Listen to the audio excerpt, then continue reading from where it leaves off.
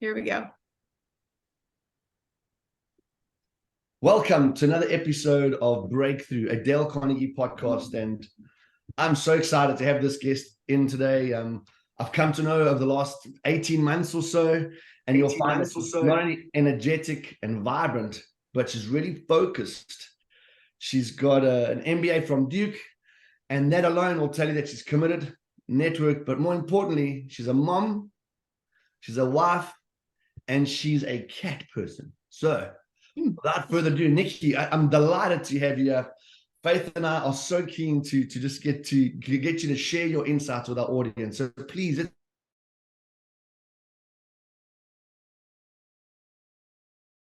let's start off with, tell us just a little bit about you, what you do. Cool. Well, thank you so much, Neville and Faith. I'm excited to be here. My life is a bit complicated, but it works. Okay, so you have to know that it works. I am a mom. I do strategy for a Fortune 50 company, and I have a book. So I'm a writer. If I had a primary identity, it's probably strategist, author. And then outside of that, I do public speaking, coaching, and I have the privilege of working with Dale Carnegie doing business development and training for them. I promise it works, and I sleep 9 hours a night. Okay, so I'm not crazy. That's impressive. Teach me your ways. Wow. How do you turn off professional mode when you get home, or does it see how does all that work? I'm curious. Give us an insight to what that's like when you think about balancing your life. So there are a person told me a long time ago that you can either commit to doing something for a time, or you can commit to just a finished product. So whenever I take on a role, I'm interested in productivity. I'm interested in the finished product. And if it takes me 5 minutes to do it, if it would take someone else 5 hours, that doesn't matter, so long as the product is good or better than what is expected. So my working method is I always exceed expectations, but only by 10%, because anything over that, they should pay me for. But he's saying you obviously clearly know where you want to get to and how you want to do things. I love how you said that, committing to a finished product. When I work with young adults and I work with some people in business, they're generally really good at starting something and their energy wanes to finish it. It's like that discipline thing. What advice would you give to parents, maybe young adults, or even educators around having that mindset of just committing to the finished product? What would you share for them? Well, partially, this is a little bit of my neuroses. I have to finish things. It is like a deep-seated need. I have every day I have a to-do list, and I commit to at least 3 things getting done, the 3 that are most important, and I schedule around that. And I don't have to finish, but I have to make progress every day. And that's actually how I got through the MBA while I was working full-time, is that every day I had to have meaningful progress, even if it was 1 step in some area. And as long as you're consistently taking 1 step, the end will find you. That's so good. I love how you said that, because it's not like, man, I have to do everything all at once. But as long as you just take that 1 step at a time, continuing that movement and that improvement or progress and finishing something. And you sound very task oriented, right? Like with the to-do list, which speaks to me for sure. So if you think about discipline and what it takes to continually work on something to its completion, as an author, writing a book is no easy task. And that is a strenuous project, right? That could take months or even years to complete. So out of curiosity, what was that like for you? Did you have discipline before that? Did the journey of writing that book kind of instill this discipline in you to work on something long term? Why don't you just share more about that with us? So I've always been a person that does a lot of things. I like being multifaceted. I don't want to be strictly defined in one way. it's a part of who I am. I've always been that person. And so when I was in college, I think is when I got really good at it, because I took at least 18 credit hours every semester. And I was working 40 hours through 5 part-time jobs. And I was involved in like 4 clubs, and I still had a social life, and I graduated magna cum laude. So like, it's not like I mailed it in on the grades. So I had to get really good at focus. Really focused effort is what lets me do productivity well. It's not doing all the things, it's doing the thing that you're working on right now to the best of your ability. And with writing a book, that's kind of a funny story. So I said for years that I wanted to write a book. And then I got engaged and I wanted a prenup. It's a personal choice. It's just something I believe in. And my fiance was like, okay, fine, that's fine. And I said, and in my prenup, I want to say that any book royalties or earnings from my book are mine, should we part ways in the future. And he's like, well, you don't have a book, so that's totally fine. We were getting married in 2 weeks. I wrote the first draft in 8 days. Wow. I was motivated. I was like, bet me I don't have a book. Let's go. And I love how you say focused effort, right? Because people procrastinate things. I mean, you got a book out in 2 weeks or the draft, and I tell you what, in 8 days. Just the draft. But I mean, if you think about that, focused effort is such an important thing. It's like the Pomodoro technique. I'm a big fan of that. You set your 5 minutes or 10 minutes, and you get that very urgent thing out of the way. I mean, that's just a great way to work. I just love how you're sharing that. As a successful woman in business, I was very blessed as a young man growing up in a home. We had a great role model. My mom was a powerful businesswoman, a great role model. And I think at the time, we didn't really appreciate or realize the value of having a powerful woman around us that can really deposit into our lives as young men. What are some of the obstacles that maybe you're finding that you have to overcome as a woman in business with it balancing a family and chasing these hobbies that you have, or these passions that you have? How are you managing that? And what would you share with other women out there that aspire to be multifaceted like you are?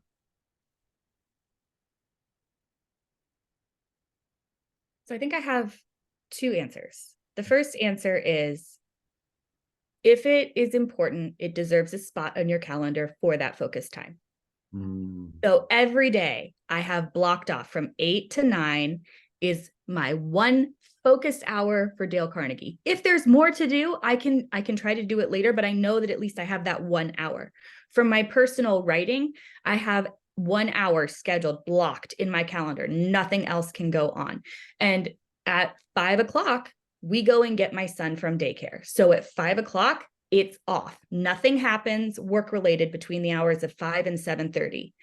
If I need to do something else, it's after Preston goes to bed, right? So it's very clear boundaries.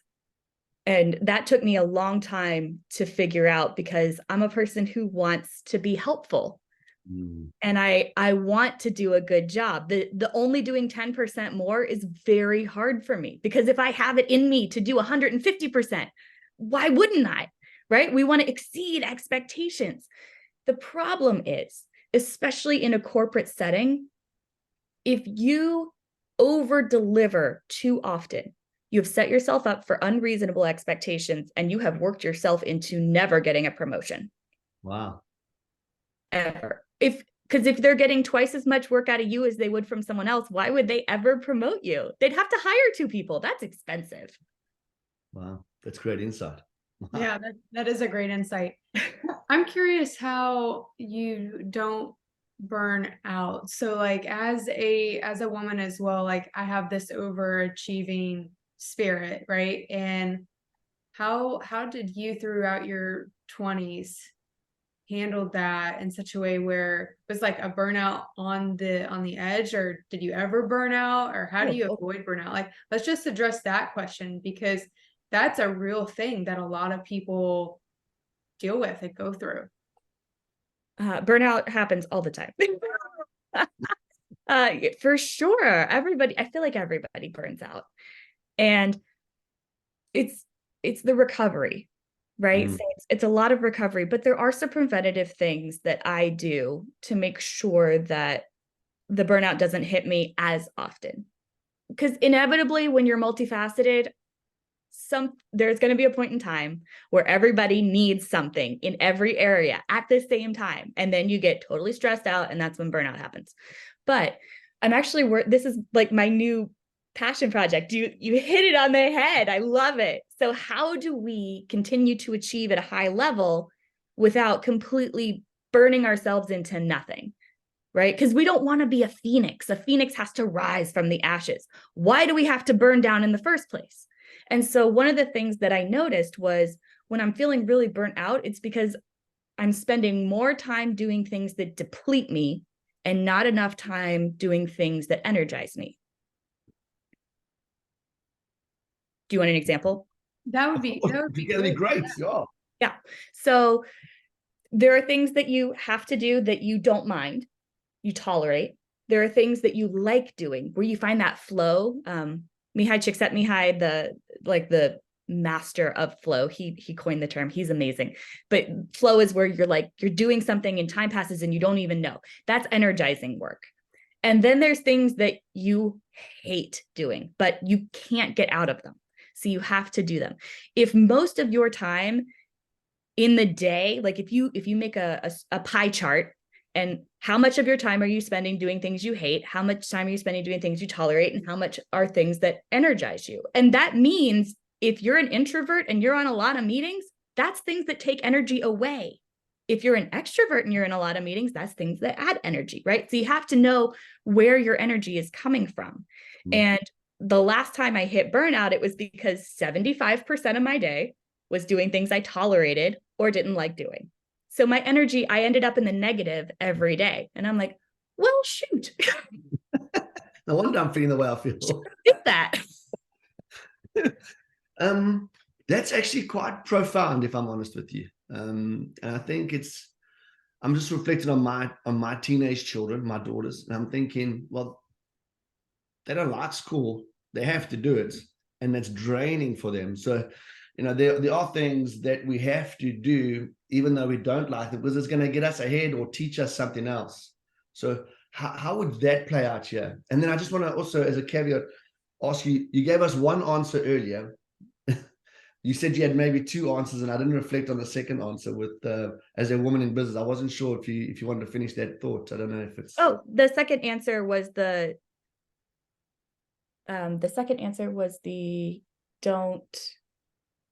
don't do work without getting credit for it. Like, don't do 200%. I love it. Okay, great. Thank you. So then back here. So what advice, again, I'm just going to young adults now. So I look at young adults. Faith is doing a wonderful job of exposing us to young adults, getting exposure to the youth initiative, etc. And that's my heart. That's her heart. We're really well positioned there. What I'm seeing, and it's no different to what I experienced in South Africa, Nikki, if I'm honest, but young adults are working at school. They're arriving at school way too tired. They're going to bed way later than they should.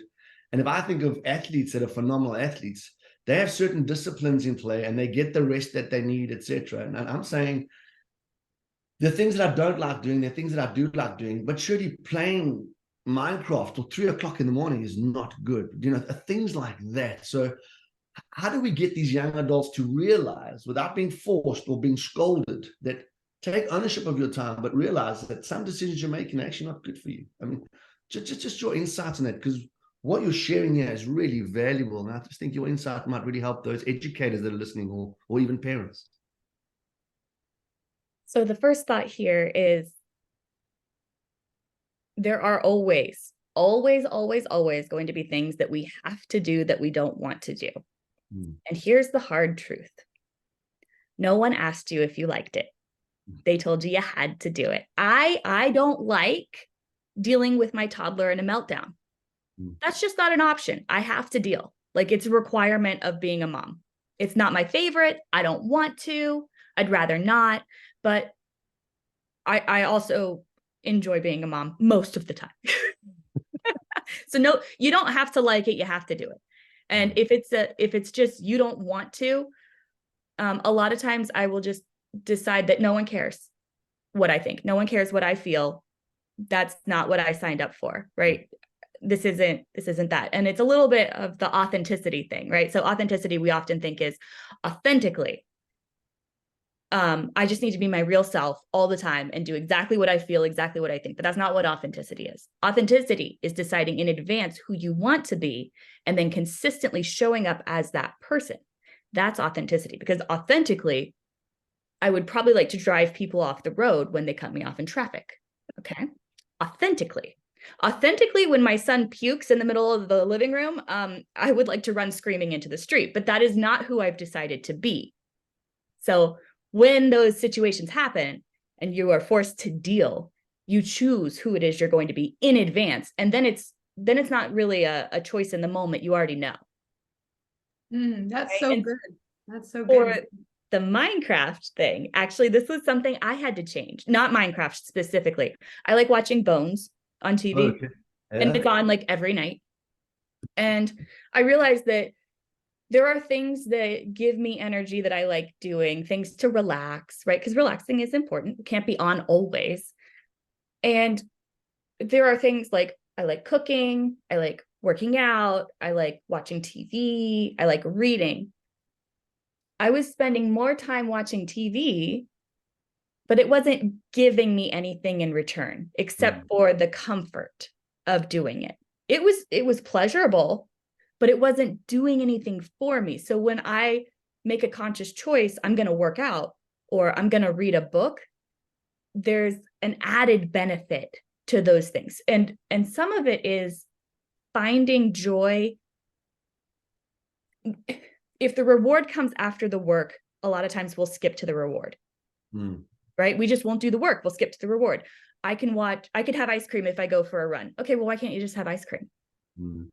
The key is finding a way, in whatever way works for you, to make the work itself rewarding. Then you'll want to do it. So for me, I mean, running wasn't always my favorite thing, but now I get excited about it. I want to run. I get to make progress. I have endorphins afterward. I feel like $1,000,000, right? And it's the same with reading. So I find joy in the thing that not only gives me good vibes, but also increases who I am. Nice.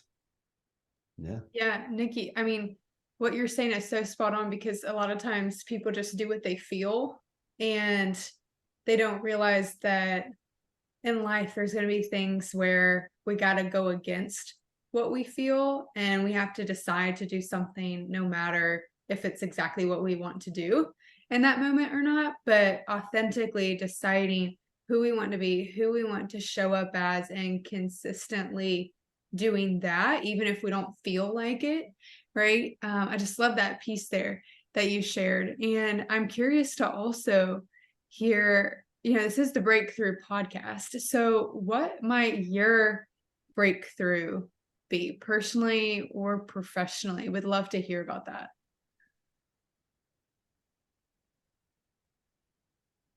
Well, I feel like I've had a number of breakthroughs. As a lifelong learner, it comes with the territory, right? I love learning. I like trying new things. I always say that growth is what brings us the most happiness. Unfortunately, growth is also what annoys us the most. It's really uncomfortable. Totally sucks in the beginning, but until you know how to do it, you don't know how to do it. Yeah. It's how it is. It's just how it is. I would say probably the biggest breakthrough that I made was recognizing my own value. That was really hard for me. And when I recognized it, things changed. I was still doing excellent. So that when I was working in corporate America, for a long time, I was underemployed and underpaid. Underemployed means I was better than the position, but nobody saw that in me. And the reason that they didn't see it is because I didn't see it. So when I started recognizing my contribution, my value, what I brought to the table, my income went up. So that was nice. And I stopped requiring myself to do office housework. So I started behaving in a way and showing up in a way that gave people the confidence in me to give me cool projects. And when you do a cool project and you knock it out of the park, you get another cool project, right? So my first cool project was I worked on a co-innovation project between Microsoft and MetLife for using machine learning and AI. And this was in 2020. And I killed it. And then I got to lead the virus response team for a big company, like for COVID. Like I was their COVID queen. And then that went really well. So then now I'm working on like the safe use of AI at a big company, right? So it's like cool project after cool project, because you create a reputation of excellence, but it has to start with you being trusted in the first place. And you got to show up and trust yourself so others can trust you. And I mean, often we teach, humility, and we teach be humble. And I think that doesn't mean that you don't know what your self-worth is. I mean, I know what my strengths are. I've got to leverage that, right? That's part of self-awareness. I mean, self-awareness, self-confidence comes from self-awareness. It's not about being the doormat and playing myself down. It's about how do I show up to leverage my strengths the best possible way that I can. I think that's really important. Well, especially for women, right? Mm. I feel like women are keenly aware of their weaknesses, and they're incredibly susceptible to imposter syndrome. Mm. But you should be equally aware of your strengths. Yeah. And I always say this, at least in corporate America, this is my perspective. Imposter syndrome should be less prevalent, because here's the thought. In corporate America, they don't do anything to be nice to you. They're not doing you a favor just because they feel sorry for you. If you have been chosen, you have been chosen for a reason. So you doubting your ability isn't going to get you where you want to go. If you were chosen, own it, figure out how to do it. You haven't done it before. I get that. But again, we don't know until we know how to do it. So lean in and be proud that you were picked. Yeah, and I think that's so important.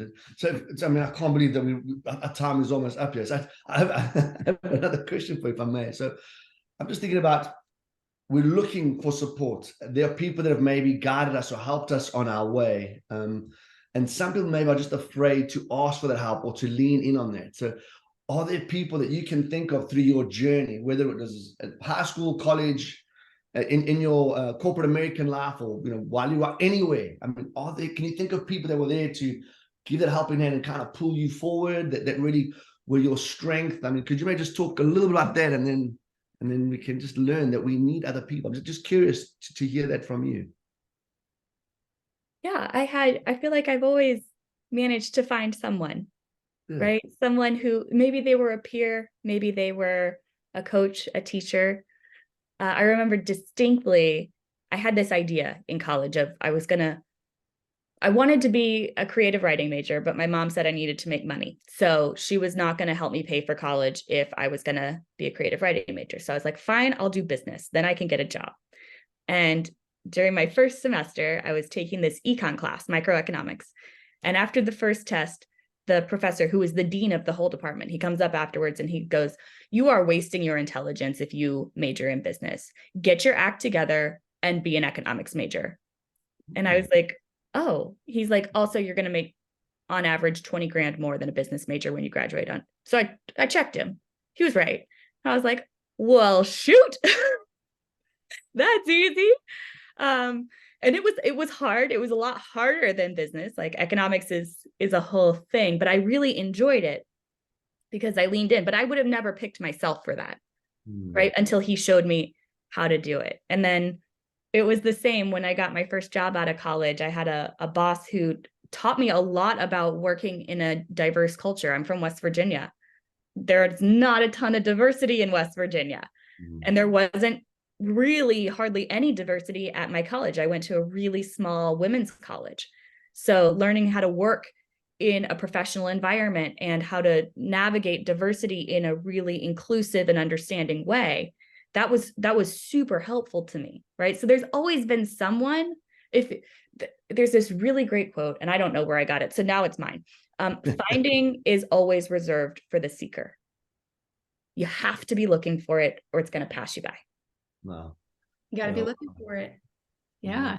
Nikki, thank you so much for adding so much insight and wisdom to the podcast today. I can't believe our time's up, and this has been so fun. If people want to connect with you further, follow your journey, where should they do that? What's your handles? And we'll link them down below. So on most everything, I am at Nikki Soulsby author. Awesome. Okay. You can kind of find me. I'm a little bit on social media. If you actually want to like hear about what I'm doing and stay in touch, go to my website. It's nikkisoulsby.com. I'm sure they'll put the address in the show notes, and sign up for my newsletter. Wonderful. Send me an email. We'll put that down below. And thank you again. If you haven't subscribed to this podcast, listeners, subscribe to that subscribe button so that you're notified when new episodes drop every other Wednesday. And make sure to follow us on Instagram at Greater East NC to see more amazing updates around college and high school things going on. We have an amazing youth initiative and also our adult programs that are consistently running, and also just encouragement, inspiration quotes. You can find it all there. So thanks again, Nikki. Thank you to Neville. It's my co-host, and we will see you guys on the next episode. Bye. Bye, everybody. And thank you, Nikki.